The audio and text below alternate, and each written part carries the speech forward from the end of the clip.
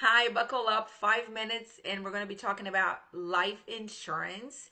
If you need something that's more personalized, just click on my calendar, schedule your 1 hour complimentary appointment, and then we can go over your specifics to make sure that you're getting the best product possible. Life insurance is just like car insurance, is just like home insurance, and just like health insurance.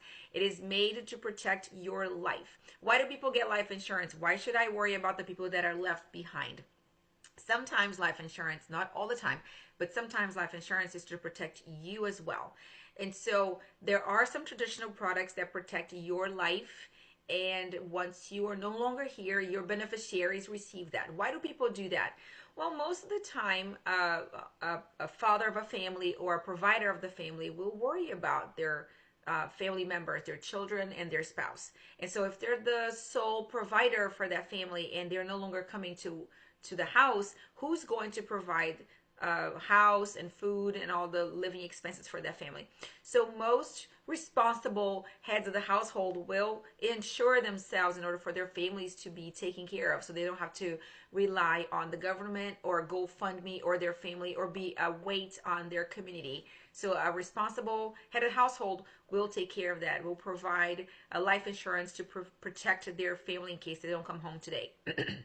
There are other types of insurance, though, that are to protect yourself. So you buy life insurance for yourself in case you need it. How many of you know somebody that has had cancer or a chronic disease or critical disease or critical injury or Alzheimer's diagnosis? All those are covered by life insurance that you can take in while you're still alive. So let's say that I get myself a term insurance that will pay my beneficiary if I pass away, but if I get a chronic disease or if I get an Alzheimer's diagnosis, I can take some money from that insurance and provide care for myself and pay my bills while I'm taking care of my health. Those types of insurances exist.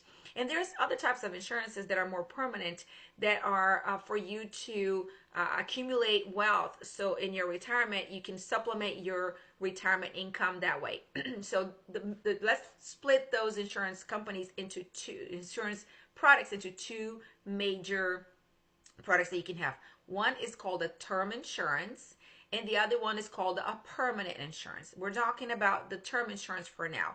Term insurance, you can purchase that product, and it is very similar to a car insurance. You can get it for 10 years, 15, 20, or 30 years. 30 years is the max for term insurance in the United States.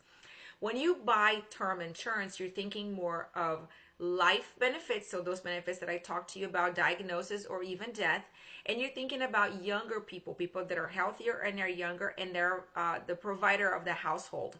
Because these products are cheap, what they're going to do is they're going to provide you income in case of diagnosis or death while you're within your working years. So those are called term insurances, and they're easier and cheaper products, to be easier to be applied for and approved, and easier to pay. They're cheaper products because most of the companies that provide you that product understand that you're probably not going to die or have a diagnosis. So you're going to be paying into, and at the end of the term, the product expires. And then you're going to be 30 years older trying to reapply for that product, which is going to be a lot more expensive. You probably won't do it. So those are focused on the working, healthy clients. The permanent insurance, though, is a little bit more expensive, and they give you less coverage in the beginning because they are written to be lifelong. Eventually, you will pass away, and that product will still be in force. Term life expires. Whole life does not expire. It is for your whole life. So you can write it while you're still young. Most of the time I teach my clients to write them alongside each other because one complements the other. So the term insurance is a cheaper product that is going to cover you while you're making money, and the whole life is going to be funded while you're still working, so then when you retire you have money there separated. Whole life policies are going to grow over time. Term life is a set amount of premium, set amount of death benefit.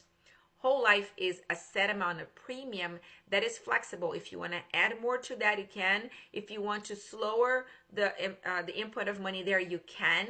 And the death benefit will grow over time. So as you get into those years of having that premium, the death benefit will go from, I'm going to give you examples, from 300,000 to 700,000, 800,000, because it's through your whole life. Every year it grows in benefit.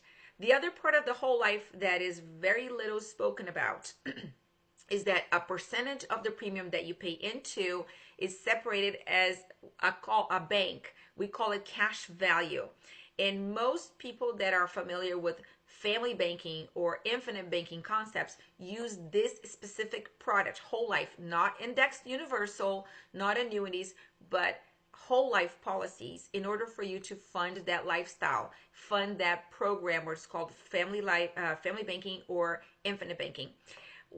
When you pay for a premium of a whole life policy, you're securing your life. So if you pass away, most whole lives do not have those benefits in life payouts. So if you have a chronic illness, a critical illness, and Alzheimer's, whole life policies usually do not have those coverages, but they do have the coverage of a death benefit. So if you pass away, your beneficiary will receive the benefits of the whole life policy.